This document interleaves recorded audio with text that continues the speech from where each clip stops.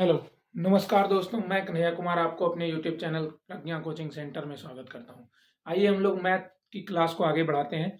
कल हम लोग अंक और कुछ संख्या के बारे में सीखे थे। बताया गया था कि दशमलव पद्धति में टोटल 10 अंक होते हैं, 0 से लेकर 9 तक। 0 से लेकर 9 तक ही 10 अंक हैं। इन्हीं अंकों से संख्याओं का निर्माण होता है और हम लोग कुछ संख्या के बारे में जान चुके थे। जैसे सबसे पहला सम संख्या, तो बताया गया था वैसा संख्या जो सिर्फ 2 से विभाज्य हो। ठीक है, वैसा संख्या जो 2 से विभाज्य हो उसे सम संख्या कहते हैं। 2 से विभाज्य हो, किसी और से भी विभाज्य है तो कोई दिक्कत नहीं है, लेकिन 2 से विभाज्य है तो वह सम संख्या कहलाता है। जैसे 2, 4, 6, 8, 10, 12 ये सब सम संख्या है। फिर आपको विषम संख्या बताया गया था कि वैसा संख्या जो 2 से विभाज्य नहीं हो उसको विषम संख्या कहते हैं। जैसे 1, 3, 5, 7 ये सब विषम संख्या है। इसके बाद आपको हम अभाज्य संख्या बताए थे, तो वे संख्याएं जो सिर्फ एक और स्वयं से विभाज्य हो, मतलब जो सिर्फ एक और अपने आप से कट जाए उसे अभाज्य संख्या कहते हैं। सबसे छोटा अभाज्य संख्या 2 है। ठीक है, और 2 एकमात्र ऐसा अभाज्य संख्या है जो सम संख्या भी है। बाकी सभी अभाज्य संख्याएं विषम होती है। 2 एकमात्र अभाज्य संख्या है जो सम संख्या है। ठीक है, इसीलिए पूछा जाता है कि समअभाज्य संख्या कौन है, तो 2 है। और समअभाज्य संख्या कितनी है, तो एक ही है और वो सिर्फ है 2। मतलब वैसा संख्या जो सम भी हो और अभाज्य भी हो तो सिर्फ वो एक ही संख्या है, 2। अभाज्य संख्या होता क्या है, तो जो सिर्फ एक और स्वयं स्वयं मतलब अपने आप से कट जाए उसे अभाज्य संख्या कहते हैं। अभाज्य संख्या का एग्जाम्पल होता है 2, 3, 5, 7, 11, 13 ये सब अभाज्य संख्या होती है। 2, 3, 5, 7, 11, 13 ये सब के सब अभाज्य संख्या है। यहाँ पर आप ध्यान देने वाला बात है कि देखिए सिर्फ 2 एक ऐसा अभाज्य संख्या है जो सम संख्या है, बाकी सभी अभाज्य संख्याएं विषम संख्या है। ठीक है, तो ध्यान रखना है 2 सिर्फ एक ऐसा अभाज्य संख्या है जो सम संख्या है, इसलिए 2 को हम लोग सम अभाज्य संख्या कहते हैं। सम अभाज्य संख्या भी बोला जाता है। बाकी ये सभी विषम अभाज्य संख्याएं हैं। 1 से 50 के बीच में 1 से 50 के बीच में 15 अभाज्य संख्या होता है और 50 से 100 के बीच में 10 अभाज्य संख्या है। मतलब 1 से 100 तक अगर देखा जाए तो टोटल 25 अभाज्य संख्या है, जिनको आपको ध्यान में रखना आवश्यक है। क्योंकि पूछ सकता है कि निम्नलिखित में से कौन अभाज्य संख्या है, निम्न में से कौन अभाज्य संख्या नहीं है। इस प्रकार का क्वेश्चन आपके एग्जाम में आ सकता है। तो चलिए उसके बाद देखे थे भाज्य संख्याएं, जिसको यौगिक संख्या या संयुक्त संख्या अंग्रेजी में कंपोजिट नंबर भी कहते हैं। तो वे संख्याएं जो एक और स्वयं से तो कटता ही है, इसके अलावे किसी अन्य संख्या से भी विभाज्य हो जाता है या कट जाता है। मतलब जो एक और अपने आप के अलावे किसी अन्य संख्या से विभाज्य हो उन्हें हम भाज्य संख्या कहते हैं। ठीक है, ऐसे भाज्य संख्या का एक एग्जाम्पल परिभाषा और दे सकते हैं कि वे संख्या जिसका 2 से ज्यादा गुणनखंड होता है, वे संख्या जिसका 2 से ज्यादा गुणनखंड होता है उसको भाज्य संख्या कहते हैं। और वे संख्या जिसका सिर्फ 2 ही गुणनखंड होता है और वो दोनों गुणनखंड में भी एक होता है और दूसरा वह स्वयं होता है। तो आप ध्यान रख सकते हैं कि भाज्य संख्या क्या है, तो वे संख्याएं जो एक और स्वयं के अलावे किसी अन्य संख्या से भी विभाजित होती है उन्हें भाज्य संख्या कहा जाता है। सबसे छोटा भाज्य संख्या 4 होता है। सबसे छोटा भाज्य संख्या 4, फिर 6, 8, 10। तो एक बार एग्जाम में पूछा गया था कि सबसे छोटा या प्रथम भाज्य संख्या एवं प्रथम अभाज्य संख्या का गुणनफल क्या होता है, तो प्रथम भाज्य संख्या 4 एवं प्रथम अभाज्य संख्या 2 इनका गुणनफल 8 होगा। तो ये सब हम लोग पढ़ चुके थे। और इसके बाद हम लोग देखे थे प्राकृत संख्या। प्राकृत संख्या तो बोला गया था कि गिनती वाली संख्या को प्राकृत संख्या कहा जाता है। गिनती वाली संख्या को प्राकृत संख्या कहा जाता है। जैसे इसका एग्जाम्पल था 1, 2, 3, 4 ये लगातार होता है, 1, 2, 3, 4 ये सब प्राकृत संख्याएं हैं। इसके बाद हम लोग देखे थे पूर्ण संख्याएं। तो बोले थे प्राकृत संख्या और जीरो के समूह को पूर्ण संख्या कहा जाता है। प्राकृत संख्या और जीरो के समूह को पूर्ण संख्या कहा जाता है। इसके बाद हम लोग देखे थे पूर्णांक। तो पूर्णांक में आपको बताया गया था पूर्णांक इंटीजर। तो पूर्णांक में बताया गया था कि धनात्मक प्राकृत संख्याएं, धनात्मक प्राकृत संख्याएं, ऋणात्मक प्राकृत संख्याएं, ऋणात्मक प्राकृत संख्याएं और जीरो के समूह को पूर्णांक कहा जाता है। धनात्मक प्राकृत संख्या, ऋणात्मक प्राकृत संख्या और जीरो के समूह को पूर्णांक कहा जाता है। यानी पूर्णांक में धनात्मक प्राकृत संख्याएं होती है, ऋणात्मक प्राकृत संख्या होता है और जीरो, इन तीनों के समूह को ही हम पूर्णांक या इंटीजर कहते हैं। आगे हम लोग परिमेय और अपरिमेय संख्या का जानकारी आज लेंगे। तो आइए देखते हैं परिमेय संख्याएं। परिमेय संख्याएं, परिमेय संख्या, रेशनल नंबर इसे बोला जाता है। तो ध्यान रखिए, परिमेय संख्या का परिभाषा होता है वे संख्या जिनको P बाई Q के रूप में, वे संख्या जिसे P बटा Q के रूप में लिखा जा सके, जहां P और Q पूर्णांक हो तथा Q is not equal to zero, मतलब Q जीरो नहीं होना चाहिए। ठीक है, तो परिमेय संख्या वे संख्या जिसको P बाई Q के फॉर्म में लिखा जा सके, जहां P और Q दोनों ही पूर्णांक होना चाहिए लेकिन Q जीरो नहीं होना चाहिए, उन्हें हम परिमेय संख्या कहते हैं। या आप ध्यान रख सकते हैं कि दो पूर्णांकों के भाग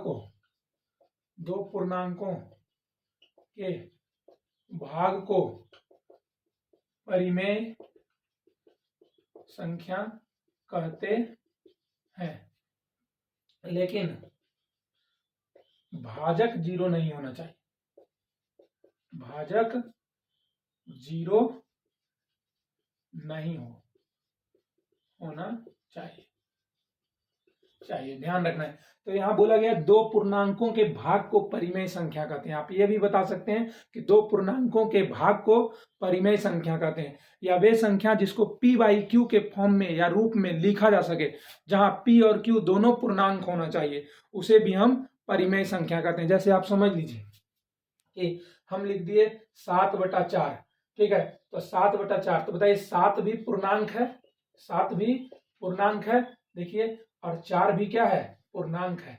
इसलिए इसको P बाई Q के रूप में, P बटा Q के रूप में लिख दिए हैं, जहां P के स्थान पर भी एक पूर्णांक है और Q के स्थान पर भी एक पूर्णांक है। इसीलिए 7/4 को हम एक परिमेय संख्या कह सकते हैं। -3/5 लिखे हैं, तो देखिए P के स्थान पर -3 है जो एक पूर्णांक है, और Q के स्थान पर 5 है, यह भी एक पूर्णांक है, अर्थात यह भी एक परिमेय संख्या है। हम 0/3 लिखे तो 0 भी एक पूर्णांक है, 0 भी एक पूर्णांक है और 3 भी पूर्णांक है, अतः P बटा Q के रूप में लिखा गया संख्या जहां P और Q दोनों पूर्णांक है, यह एक परिमेय संख्या है। लेकिन अगर हम 3/0 लिखते हैं तो यह परिमेय संख्या नहीं होगा, क्योंकि बोला गया था कि Q जीरो नहीं होना चाहिए। P के जगह 3 है, Q के स्थान पर 0 है, Q के स्थान पर 0 नहीं होना चाहिए, तो अर्थात यह परिमेय संख्या नहीं है। बाकी ये सब परिमेय संख्या। अगर हम लिखें -7, -13, यह सब भी परिमेय संख्या होता है, क्योंकि इसके नीचे कुछ नहीं तो 1 होता है, तो अर्थात यह भी P बाई Q के फॉर्म में लिखा जा सकता है, जहां P और Q दोनों ही पूर्णांक है, अर्थात ये सभी परिमेय संख्याएं हैं। ठीक है, ध्यान रखना, ये जरूरी है कि अगर हम लिख दिए √2/√3, अब बोला जाएगा कि बताओ यह परिमेय संख्या है, ये भी तो P बाई Q के फॉर्म में लिखा जा चुका है, लेकिन यहाँ देखना है कि यहाँ जो P के स्थान पर √2 है, यह एक पूर्णांक नहीं है। देखिए पूर्णांक में कहीं √2 नहीं है, और ना ही Q के स्थान पर जो √3 है, यह पूर्णांक नहीं है। तो P बाई Q के फॉर्म में लिखा जा सके, P बाई Q के रूप में लिखा जा सके, परंतु P और Q दोनों पूर्णांक संख्या होना चाहिए। यहाँ ना ही P पूर्णांक है और ना ही Q पूर्णांक है, अर्थात यह परिमेय संख्या नहीं है, यह भी परिमेय संख्या नहीं है। ठीक है, तो परिमेय संख्या के बारे में आप जान चुके हैं कि वे संख्याएं जिसको P बाई Q के रूप में लिखा जा सके, जहां P और Q पूर्णांक होता है और Q जीरो नहीं होना चाहिए, Q is not equal to zero, उन्हें ही हम परिमेय संख्या कहते हैं। अर्थात आप कह सकते हैं कि दो पूर्णांकों के भाग को ही परिमेय संख्या कहा जाता है। लेकिन यहाँ पर जो भाजक है, भाजक याद रखना है कि नीचे वाला को भाजक बोलते हैं, Q को ही हम भाजक बोलते हैं, और ऊपर जो P के स्थान पर है ये भाज्य है, और नीचे वाला को ही हम भाजक कहते हैं। अर्थात वही बात हुआ कि दो पूर्णांकों के भाग को परिमेय संख्या कहेंगे जबकि क्यू जीरो ना होना चाहिए, मतलब भाजक यानी जो नीचे रहेगा हर के स्थान पर रहेगा उसको जीरो नहीं होना चाहिए, तो ध्यान रखिए। चलिए अब हम लोग देखते हैं अपरिमेय संख्याएं। अपरिमेय संख्याएं, अपरिमेय संख्या, अपरिमेय संख्या क्या होता है? तो अपरिमेय संख्या का डिफिनेशन यानी परिभाषा भी परिमेय संख्या से मिलता जुलता है, ठीक है। थोड़ा सा अंतर है, आप बता सकते हैं अपरिमेय संख्या, अपरिमेय संख्या इसको बोलते हैं इरेशनल नंबर, इरेशनल नंबर। ये क्या होता है? तो वे संख्या जिसको p बाई क्यू के रूप में नहीं लिखा जा सकता है, ठीक है, उन्हें अपरिमेय संख्या कहते हैं। जिसको p बाई क्यू के रूप में लिखा जा सकता है उसे परिमेय संख्या कहेंगे, और जिसको p बाई क्यू के रूप में नहीं लिखा जा सकता है उसे अपरिमेय संख्या कहेंगे। तो आप बता सकते हैं वे संख्या जिनको p बाई क्यू के रूप में नहीं लिखा जा सके, यहां भी ध्यान रखना है, जहां p और q पूर्णांक हो तथा q is not equal to zero, मतलब कोई ऐसा संख्या जिसको आप p बाई क्यू के रूप में नहीं लिख सकते, जहां p और q दोनों पूर्णांक हो, उन्हें ही हम अपरिमेय संख्या कहेंगे। इन्हें कैसे पहचाना जाएगा? जैसे अपरिमेय संख्या का एग्जाम्पल होता है √2, √3, √5, √7, √6 भी हो जाएगा, √7, ठीक है, √8, √10, ये सब अपरिमेय संख्या है। और भी अपरिमेय संख्या है जैसे √2, √3, √4, √5, ठीक है, √6, √6, √7,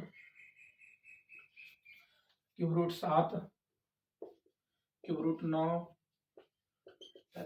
ठीक है। ये सभी के सभी, ये ऊपर वाला स्क्वायर रूट है, यहाँ पर पावर कुछ नहीं तो 2 होता है सब जगह यहाँ पे, इसीलिए इसको बोलते हैं square root. Square root 2, square root 3, square root 5, ये सब अपरिमेय संख्या है, और ये सब भी अपरिमेय संख्या है।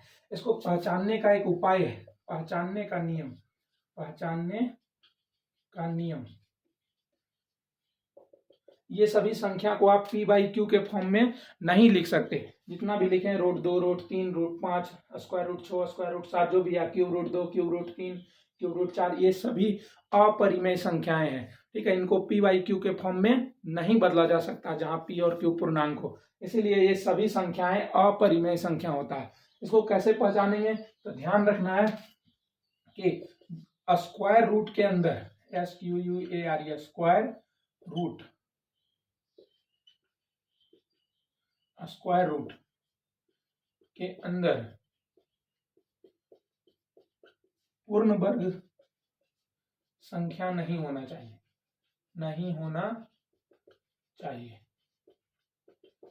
ठीक है। दूसरा याद रख सकते हैं कि क्यूब रूट के अंदर,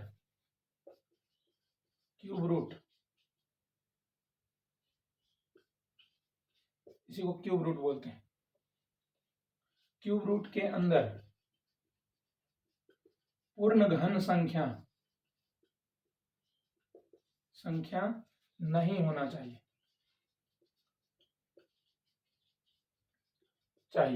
स्क्वायर रूट के अंदर पूर्ण वर्ग संख्या नहीं होना चाहिए और क्यूब रूट के अंदर पूर्ण घन नहीं होना चाहिए। अगर ऐसा हो जाए तो वे अपरिमेय नहीं बल्कि परिमेय संख्या हो जाएगा, ठीक है।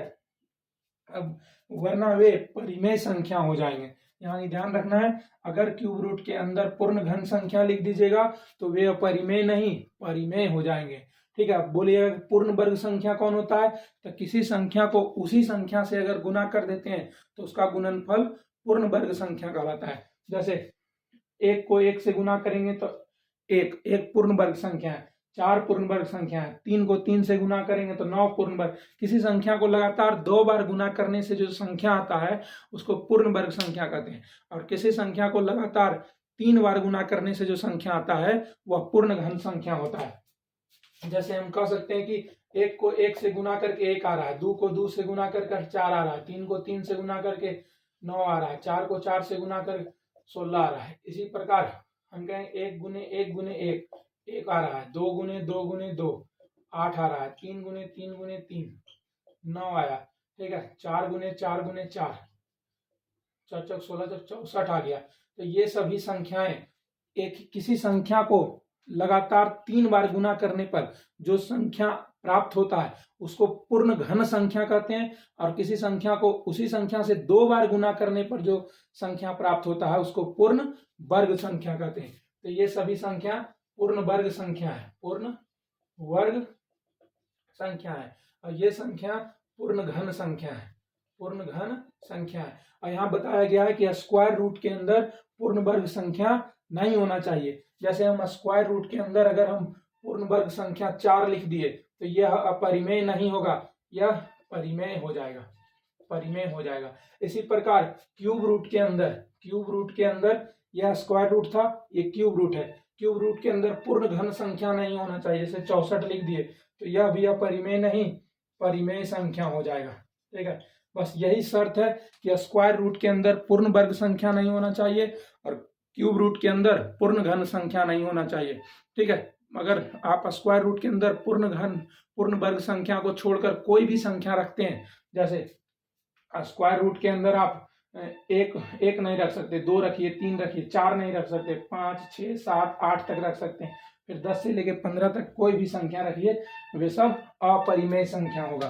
तो ध्यान रखना है कि आपको हम बता चुके हैं कि परिमेय एवं अपरिमेय क्या होता है। फिर से आप देख लीजिए थोड़ा सा कि अगर अपरिमेय संख्या पहचानना हो तो आप ध्यान दे सकते हैं कि स्क्वायर रूट के अंदर पूर्ण वर्ग संख्या नहीं होना चाहिए और क्यूब रूट के अंदर पूर्ण घन संख्या नहीं होना चाहिए, आपका काम हो जाएगा। जैसे ये स्क्वायर रूट है और ये क्यूब रूट है, ये क्यूब रूट है, ठीक है। यहाँ पर पावर 2 है इसीलिए इसको स्क्वायर और इसको रूट बोलते हैं, स्क्वायर रूट, ये क्यूब रूट।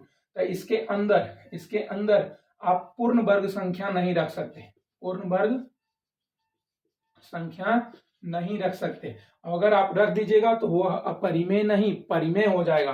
और यहाँ पर आप पूर्ण घन संख्या नहीं रख सकते, पूर्ण घन संख्या नहीं रख सकते।